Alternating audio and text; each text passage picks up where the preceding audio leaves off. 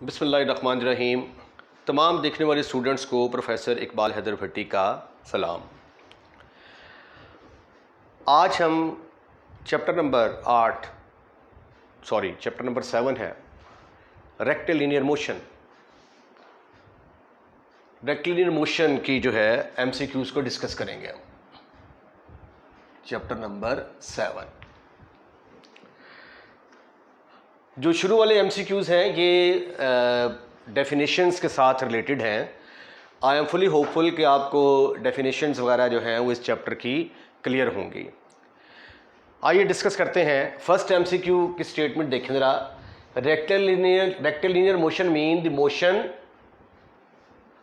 In X Y plane, in space, motion along straight line या along vertical line.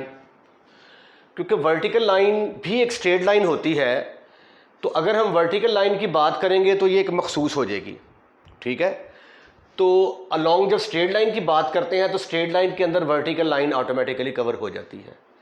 तो इसलिए इसकी जो सही ऑप्शन बनेगी वो ऑप्शन डी बनेगी कि rectilinear motion mean the motion of a particle along straight line. So this MCQs has been made from definition. Look at the second one. Example of rectilinear motion is. अब आपने rectilinear motion का chapter पढ़ा है, उसके अंदर simple harmonic motion जो है वो भी आर्टिकल पढ़ा था आपने। क्योंकि सिंपल हार्मोनिक मोशन पार्टिकल कैसे मूव करता था, टू एंड फ्रो, इधर जा रहा है, इधर जा रहा है, इधर जा रहा है। A particle moving along the straight line with acceleration directed towards the mean position. तो सिंपल हार्मोनिक मोशन जो है ये एग्जाम्पल है, बेस्ट एग्जाम्पल है किसकी? रेक्टिलिनियर मोशन की। तो इसलिए रेक्टिलिनियर मोशन की जो एग्जाम्पल है ये मोशन अलॉन्ग कर्व तो हो नहीं सकती, क्योंकि कर्व के अलॉन्ग तो पार्टिकल टेढ़ा भी मूव कर सकता है। मोशन अलॉन्ग पैराबोला, और पैराबोला की शक्ल भी टेढ़ी होती है, ऐसे होती है, ऐसे ऊपर, कभी दाएँ खुल रहा है, कभी बाएँ खुल रहा है, ठीक है। और सर्कुलर मोशन बिल्कुल नहीं, ये तो बिल्कुल टोटली जो है ये उस डेफिनेशन के ऑपोजिट है। तो बी ऑप्शन जो है this is the right option. Example जो है रेक्टिलिनियर मोशन की वो सिंपल हार्मोनिक मोशन होगी। क्वेश्चन नंबर 3 देखें। ये रिलेटेड है उस आर्टिकल से जो हमने किया था, motion of a particle with constant acceleration. If a particle is moving with constant acceleration, then equation of motion is. ये फर्स्ट इक्वेशन मोशन ड्राइव की थी हमने, ये सेकंड इक्वेशन ऑफ मोशन, ये थर्ड इक्वेशन ऑफ मोशन। तो ये तीनों की तीनों क्या है? इक्वेशन ऑफ मोशंस हैं। तो इसलिए डी ऑप्शन फिर क्या होगी? ऑल ऑफ दीज या ए बी सी ऑप्शंस जो हैं। So this MCQs was related to the article. उसके बाद फिर आ जाता है distance travelled in the nth unit of time. अब ये हमने एक आर्टिकल किया था और उसका फार्मूला आपने याद रखना था। अगर आपको फार्मूला याद है it's well and good, otherwise इसका मैं थोड़ा सा हिंट आपको दे देता हूँ। Distance travelled by the particle आपने निकालना है इन the nth unit of time. अब nth यूनिट ऑफ टाइम से मुराद हम क्या लेते हैं? मसलन मैं कहता हूँ जी छठे सेकंड में पार्टिकल ने कितना स्टेप फासला तय किया। तो छठा सेकंड जो है ना, जब पाँचवा सेकंड शुरू होता है और छठा ख़त्म होता है तो उसको हम कहते हैं कि ये छठा सेकंड है। तो इसी तरह nth सेकंड का मतलब क्या होगा? nth यूनिट ऑफ टाइम का मतलब कि पार्टिकल ने इतने टाइम में कितना फासला तय किया है। उसके लिए हमने फार्मूला यूज़ किया था x is equal to u t plus half a t square का। उसमें फिर हमने एक डिस्टेंस का नाम रख लिया था x1। यानी अगर हमने देखना है कि पार्टिकल ने इतने यानी छठे सेकंड में कितना फासला तय किया, तो हम देखेंगे कि पार्टिकल ने 6 सेकंड में कितना फासला तय किया और पार्टिकल ने 5 सेकंड में कितना फासला तय किया, दोनों को सब्ट्रैक्ट कर देंगे।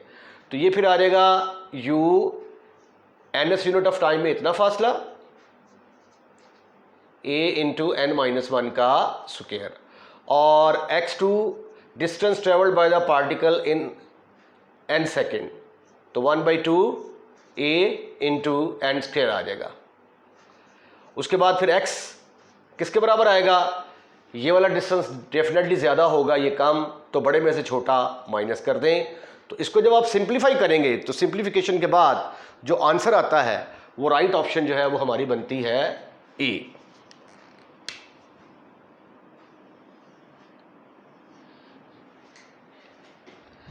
थ्री की बनेगी डी। ठीक हो गया जी। उसके बाद फिर जो पांचवा है, पांचवे में इस फार्मूले का इस्तेमाल किया गया है। If a particle start with a velocity 20 feet per second, 20 feet per second का मतलब कि पार्टिकल की इनिशियल वेलोसिटी आपको दी गई है, और वो इनिशियल वेलोसिटी किसके बराबर है, 20 feet per second, and is accelerated with 2 feet per second square, और पार्टिकल का acceleration 2 feet per second square दिया गया है। The distance travelled in 9th second is, 9वें सेकेंड में पार्टिकल ने कितना फासला तय किया, 9th सेकेंड में जो x है वो आपने मालूम करना है। फार्मूला है हमारा x is equal to u plus half a into 2n-1। तो इनिशियल वेलोसिटी आपकी 20 है, प्लस 1/2 इंटू एक्सेलरेशन आपका 2, आपका नहीं, बॉडी का एक्सेलरेशन 2 है, तो n की जगह पे क्या पुट करेंगे, 9, 9 2 ज़ार 18 -1, तो ये दोनों आपस में खत्म, फिनिश, खलास। तो आंसर किसके बराबर आया, 37 फीट। तो अब देखें कि आपकी सही वाली ऑप्शन क्या बनती है, option C is the right answer. तो इसको लॉक कर दिया जाए, डबल सर्कल के अंदर बंद कर दिया जाए। ठीक ठीक ठीक ठीक ठीक ठीक ठीक ठीक ठीक ठीक ठीक ठीक ठीक ठीक ठीक ठीक ठीक। क्वेश्चन नंबर 6 भी जो है ये शॉर्ट क्वेश्चन है, इसको पहले थोड़ा सा हल करके तो फिर हमें इसके आंसर का पता चलेगा। ओके ओके, ये देखिए जरा, if a particle is moving along the straight line start from rest. जब मैंने ये चैप्टर करवाया था तो मैंने कहा था जब भी बॉडी रेस्ट से स्टार्ट करे तो समझ लें कि उसकी इनिशियल वेलोसिटी 0, और पार्टिकल को अगर ऊपर से नीचे फेंका जाएगा तो इनिशियल वेलोसिटी 0, जब पार्टिकल को नीचे से ऊपर फेंका जाएगा तो फाइनल वेलोसिटी 0। तो इसका मतलब यह हुआ कि at t is equal to 0 पर वेलोसिटी तो उसकी 0 के बराबर है, और एक्सेलरेशन दिया गया है, एक्सेलरेशन होता है ना dv/dt को कहते हैं। एक्सेलरेशन की वैल्यू दी गई है t² plus sign of t plus e⁻t। तो आपने क्या निकालना है, velocity at any time t निकालनी है। तो आप ऐसा करें कि वेरिएबल्स को अलग-अलग कर दें, t² plus sign of t plus e⁻t into dt। ठीक ठीक, इसको इंटीग्रेट किया तो ये क्या आ गया, v is equal to t³/3 minus sine का इंटेग्रल क्या होता है, cos, प्लस e⁻t का integral e⁻t plus some constant. तो at t is equal to 0 पर वेलोसिटी किसके बराबर है, 0 के बराबर।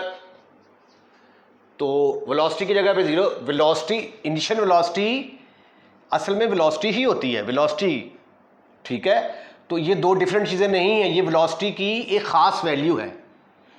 u क्या है, ये फाइनल वेलोसिटी की, ये जो वेलोसिटी जनरल वेलोसिटी होती है उसकी ये ख़ास वैल्यू है। v की जगह पे 0, t की जगह पे 0, cos 0 plus e⁻0 plus c तो 0 के बराबर आ गया, क्योंकि cos 0 1, e⁻0 is equal to 1, तो 1 - 1 कट गया, बर्नौल लगाइए, जवाब c इज इक्वल टू 0 हासिल कीजिए।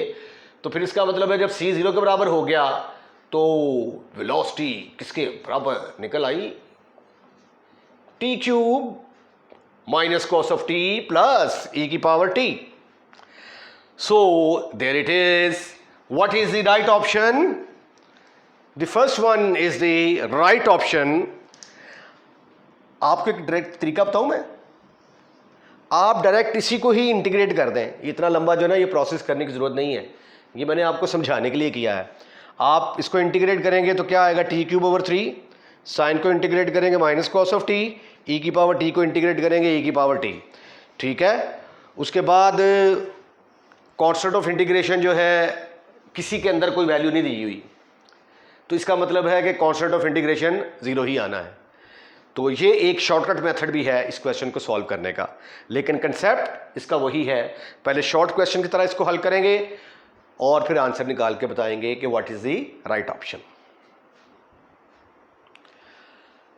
क्वेश्चन नंबर 7, ये भी पहले एक शॉर्ट क्वेश्चन है, उसको हल करके तो हमें इसका आंसर निकालना पड़ेगा।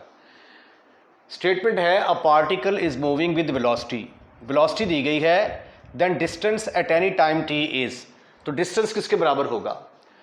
अब ये देखें, वेलोसिटी का फार्मूला होता है dx/dt, तो वेलोसिटी आपके पास है कितनी है, t³/3 minus cos of t plus e की power t।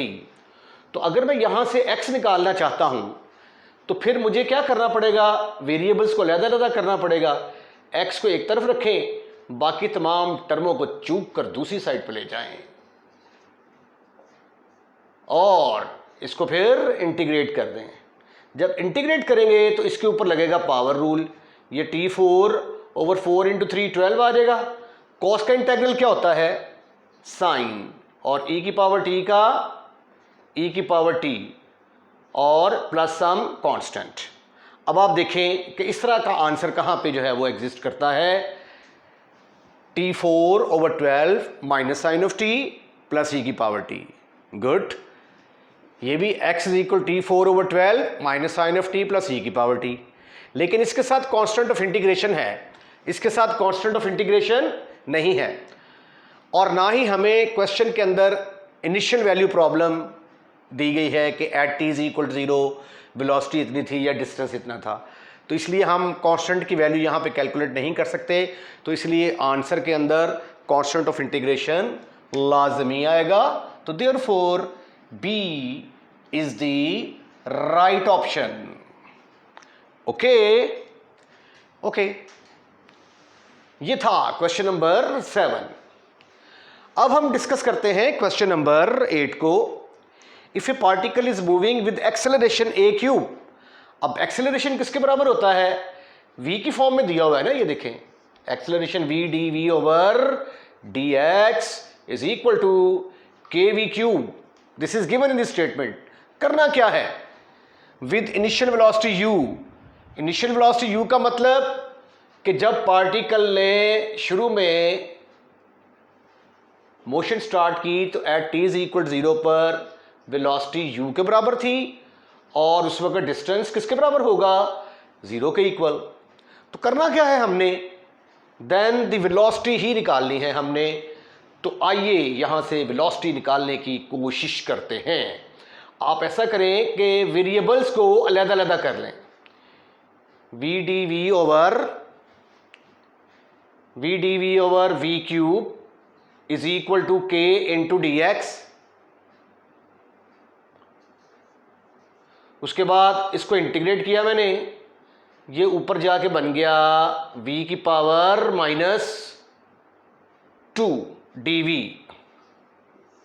Is equal to, इसकी इंटीग्रेशन कर दूं अभी, kx plus constant of integration ये आ गया, ये आ जाएगा -1/v, पावर रूल लगेगा ना, -2 + 1/-2 + 1, तो ये -1 नीचे आके पॉजिटिव, -2 में से एक गया, वो माइनस यहाँ पे आ गया, is equal to kx plus a is the constant of integration. Constant of integration ये जो इनिशियल कंडीशंस हैं इनकी मदद से निकालते हैं। जब डिस्टेंस 0 था तो पार्टिकल की वेलोसिटी कितनी थी, u, तो देयरफॉर v की जगह पे u पुट करेंगे और x की जगह पे 0। आपके पास क्या आ गया, ए इज इक्वल टू -1/u। इसको यहां पे पुट कर दें, -1/v is equal to kx -1/u। इसका एलसीएम ले लिया तो kux -1/u, इस माइनस के साथ ज़रब देंगे तो 1/v is equal to 1 - kux over u, और v किसके बराबर आ जाएगा? इसका रेसिप्रोकल। ठीक है ना। अब मैं रेसिप्रोकल लेके दिखा रहा हूं, लेकिन आप तो डायरेक्ट यहां से आंसर देख सकते हैं ना, और चूंकि मैंने आपको समझाना है इसलिए मुझे स्टेप्स ज़्यादा करने पड़ते हैं। तो ये आ जाएगा u ओवर 1 - kux। तो आइए ढूंढते हैं v is equal to u over 1 - kux। Option A is the right one.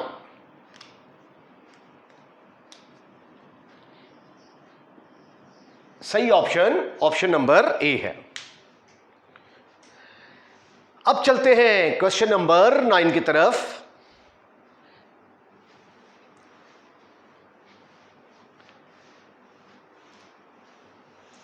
Mechanics के अंदर जो शॉर्ट क्वेश्चंस भी आते हैं ना पेपर में, बीएस ऑनर्स वालों को, वो ऐसे ही क्वेश्चंस के अंदर से क्वेश्चन पकड़ के बनाए होते हैं, राइट। तो ये जो एमसीक्यूज जो हम कर रहे हैं, ये सेम आपको एज ए शॉर्ट क्वेश्चंस भी पूछे जा सकते हैं। क्वेश्चन नंबर डिस्कस करना है 9।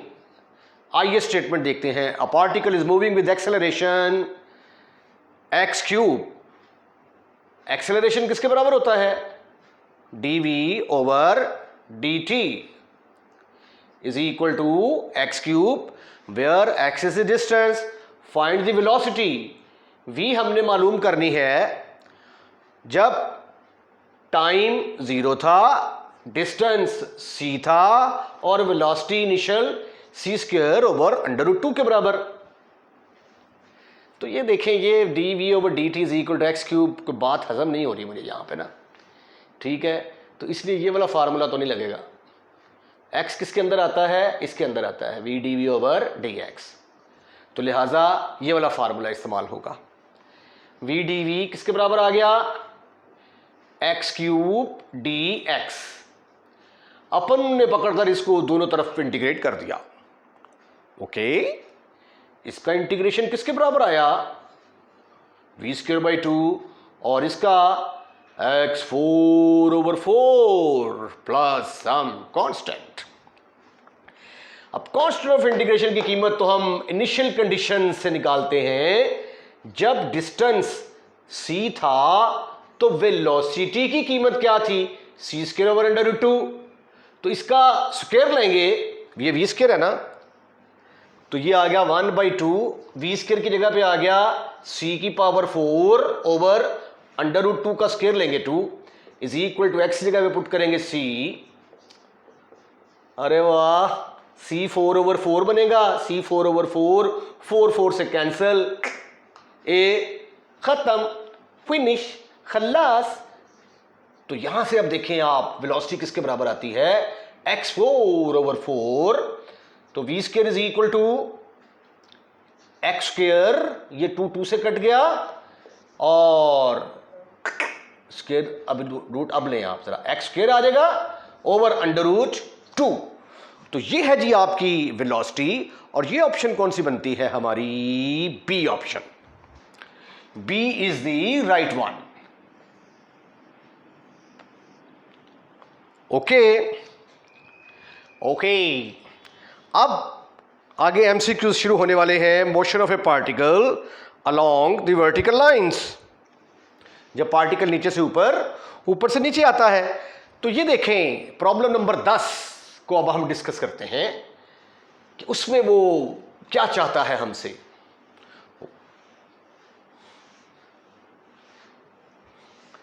तो sweety and cutie boys, look at the board.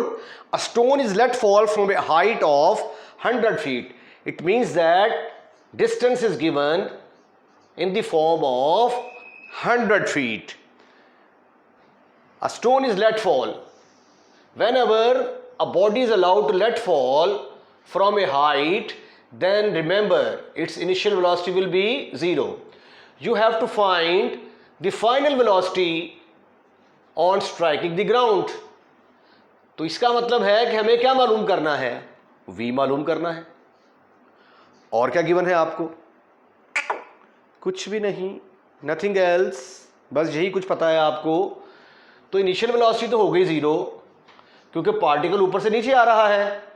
तो g की वैल्यू क्या होती है, 32 feet per second square.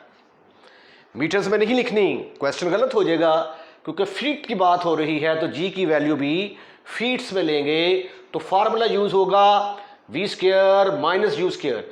Particle ऊपर से नीचे आता है, g की वैल्यू पॉजिटिव होती है, ठीक है। तो v स्क्वायर तो अपन ने कैलकुलेट करना है, इनिशियल वेलोसिटी 0 0 0, g की जगह पे आ गया 32 और x की जगह पे आ गया 100।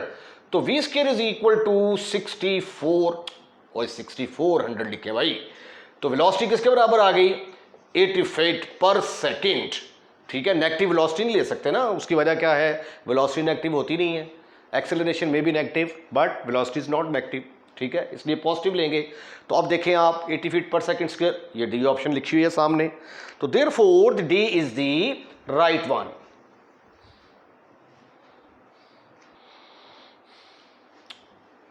क्वेश्चन नंबर 11 और 12 और 13 ये वेलोसिटी टाइम ग्राफ और डिस्टेंस टाइम ग्राफ के साथ रिलेटेड हैं। In distance time graph the slope of tangent at any point of curve represent its, 4 options हैं, direction, position, velocity and acceleration. अब ये देखें, वेलोसिटी डिस्टेंस टाइम ग्राफ के अंदर जब आप ग्राफ प्लॉट करते हैं तो टाइम को आप एक्स एक्सिस के लॉन्ग लेते हैं और डिस्टेंस को लॉन्ग वाई एक्सिस लेते हैं, याद है, बिल्कुल याद है। उसके बाद जो डिफरेंट पॉइंट होते हैं उनको जोड़ेंगे तो एक कर्व बन जाएगी, ठीक है। इस कर्व को हम कहेंगे कि ये कैसी कर्व है जो टाइम के ऊपर डिपेंड कर रही है। तो यहाँ पे अगर कोई पॉइंट लेते हैं तो वो पॉइंट किसके बराबर होगा, वो पॉइंट होगा पहली वैल्यू t की और दूसरी वैल्यू x की, क्योंकि जब आप एक्स वाई के प्लेन के अंदर होते हैं ना, ये p x y, तो पहली वैल्यू x की होती है और दूसरी वैल्यू y की होती है। तो ये टाइम इधर है तो पहली वैल्यू t की और दूसरी वैल्यू x की होगी। अब जब हम एक्स वाई प्लेन के अंदर, ये एक्स वाई प्लेन के अंदर कोई कर्व लेते हैं, उस कर्व के ऊपर टेंजेंट ड्रॉ करते हैं, ये पॉइंट है पी एक्स वाई, तो टेंजेंट का स्लोप फिर किसके बराबर होता है, D Y by D X. यानी डिपेंडेंट वेरिएबल में चेंज इंडिपेंडेंट वेरिएबल के लिहाज से, D Y by D X ये होता है टेंजेंट थीटा, और ये स्लोप ऑफ टेंजेंट कहते हैं इसको, ठीक है। क्योंकि ये एमसीक्यूज तोड़ मोड़ के भी पूछे जा सकते हैं, इसलिए पूरे कंसेप्ट होने बड़े ज़रूरी हैं। अब यहाँ पे पॉइंट है हमारा टी एक्स, तो इसका मतलब है कि एक्स के अंदर चेंज आएगी किसके लिहाज से, टाइम के लिहाज से। और D x over D T ये किसके बराबर होता है, वेलोसिटी। और D x over D T ये क्या होता है, slope of tangent, slope of tangent, जिसको आप टेंजेंट थीटा भी कह सकते हैं, ठीक है। तो इसका मतलब ये हुआ कि जब हम डिस्टेंस टाइम ग्राफ के अंदर किसी भी पॉइंट के ऊपर टेंजेंट ड्रॉ करते हैं तो वो उस पॉइंट के ऊपर हमें उसकी वेलोसिटी के बारे में इंफॉर्मेशन देता है कि यहाँ पे वेलोसिटी इसके बराबर होगी। तो देयरफॉर डायरेक्शन ये ऑप्शन गलत, position velocity, velocity is the right option. तो लिहाजा इसको हम इनसर्कल कर देंगे, लॉक कर देंगे। इसी तरह जब आप डिस्टेंस टाइम ग्राफ की बजाय वेलोसिटी टाइम ग्राफ के अंदर आ जाते हैं, ठीक है, वहां पे भी यही कंसेप्ट इस्तेमाल होगा। वेलोसिटी टाइम ग्राफ के अंदर टाइम ले लिया आपने अलोंग एक्स एक्सिस, वेलोसिटी ले ली आपने अलोंग वाई एक्सिस, ये कर्व आ गई। इस कर्व के अंदर पॉइंट को कैसे रिप्रेजेंट करेंगे, पीटीवी पाकिस्तान टेलीविजन सेंटर, तो इसके ऊपर मैंने टेंजेंट ड्रॉ किया, तो ये टेंजेंट किसके बराबर होगा, tangent theta is equal to slope of tangent, और इसका फार्मूला क्या होता है, दूसरे को पहले के लिहाज से change in dependent variable with respect to independent variable. ठीक है, तो dv ओवर dt ये एक्चुअली किसके बराबर होता है, dv ओवर dt ये तो एक्सेलरेशन के बराबर होता है। dv ओवर dt क्या होता है, एक्सेलरेशन के बराबर होता है। तो इसलिए वेलोसिटी टाइम ग्राफ के अंदर किसी भी पॉइंट के ऊपर जब आप टेंजेंट लेते हैं तो वो उस पॉइंट के ऊपर पार्टिकल के एक्सेलरेशन को डिस्क्राइब करता है। तो लिहाजा क्वेश्चन नंबर 12 के अंदर जो राइट ऑप्शन बनती है आपकी वो है option D. D is the right one. इसको मैंने इनसर्कल कर दिया। Area under the velocity time graph mean, area under the velocity time graph आपको पता होगा, ये मैंने छोटा सा आर्टिकल करवाया था कि ये वेलोसिटी टाइम ग्राफ है। इसके नीचे जो अगर मैं एरिया कैलकुलेट कर लेता हूँ, ये वाला एरिया, तो ये बराबर होता है distance travelled by the particle के बराबर। वो जो आर्टिकल किया था T1 से लेकर T2, dv ओवर dt